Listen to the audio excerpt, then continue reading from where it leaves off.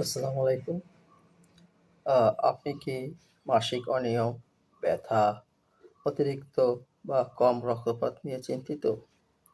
ঋতুচক্রের সমস্যায় ভুগছেন কিন্তু সঠিক সমাধান পাচ্ছেন না।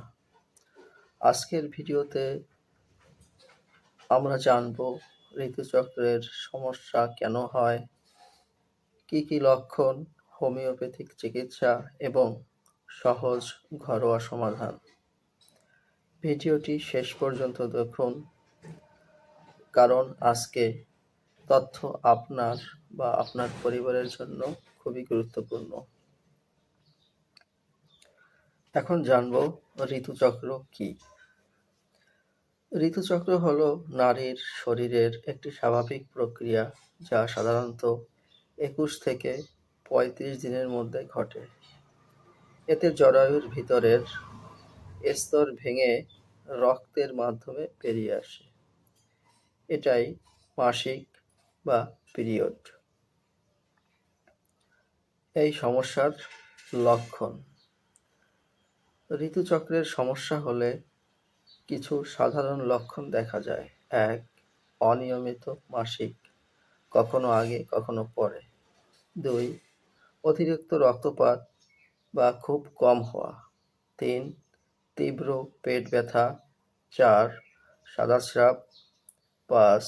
মাথা ঘোরা বা দুর্বলতা। ৬. মুড সুইং, রাগ বা ডিপ্রেশন। এই সমস্ত লক্ষণ হলে অবহেলা করা উচিত নয়। এখন জানব ঋতুস্রাবের কারণ।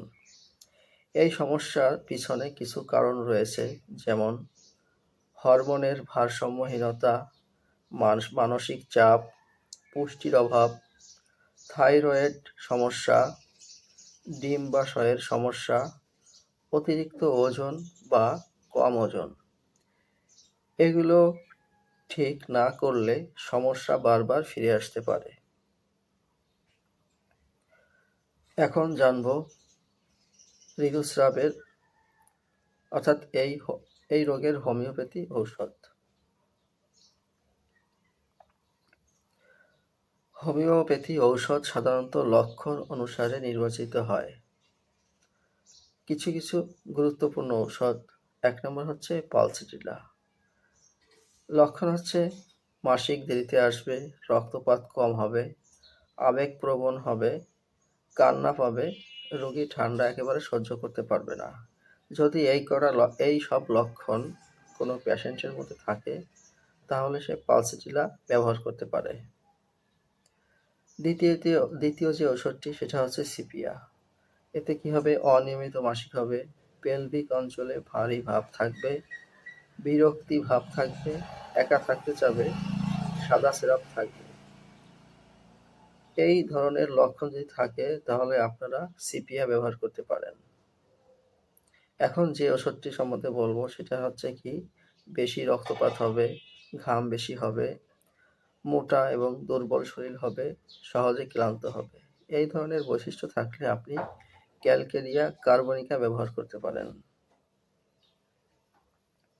মাসিকের আগে সমস্যা বাড়ে, বাম পাশে বেশি ব্যথা হয়, টাইট কাপড় সহ্য করতে পারে না। এই কয়টি লক্ষণ থাকলে আপনি ল্যাকেসিস ব্যবহার করতে পারেন। তীব্র মাথা ব্যথা হবে, গরম দিলে ব্যথা কমবে। এই লক্ষণে আপনি ম্যাগনেসিয়া ফসফরিকা ব্যবহার করতে পারেন। মনে রাখবেন, নিজে নিজে ওষুধ না খেয়ে অভিজ্ঞ ডাক্তারের পরামর্শ অনুযায়ী পরামর্শ নিন। এখন জানব ঘরোয়া পদ্ধতি। কিছু সহজ ঘরোয়া পদ্ধতি আছে যা খেলে আমাদের এই সমস্যা দূর হবে। যেমন আদা চা, এটা কি করে? ব্যথা কমায়। মেথি ভেজানো পানি হরমোনের ব্যালেন্স করে। গরম পানি ব্যাগ পেট ব্যথা কমায়। দুধ ও খেজুর শক্তি বাড়ায়। আয়রনযুক্ত খাবার যেমন পালং শাক, কলিজা, ডাল। প্রতিদিন হালকা ব্যায়াম এবং পর্যাপ্ত ঘুম খুবই জরুরি। কখন ডাক্তার দেখাবেন? যখন দেখবেন যে রোগীর প্রায় ৩ মাস মাসিক বন্ধ থাকবে, অতিরিক্ত রক্তস্রাব হবে, অসহ্য ব্যথা হবে, মাথা ঘোরা বা অজ্ঞান হয়ে যাবে, তখন অবশ্যই ডাক্তার দেখাবেন বা ডাক্তারের পরামর্শ নেবেন।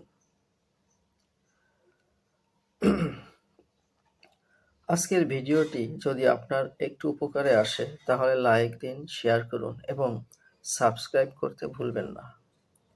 আপনার কোনো প্রশ্ন থাকলে অবশ্যই কমেন্ট করে জানাতে পারেন। সবাইকে ধন্যবাদ। আল্লাহ হাফেজ।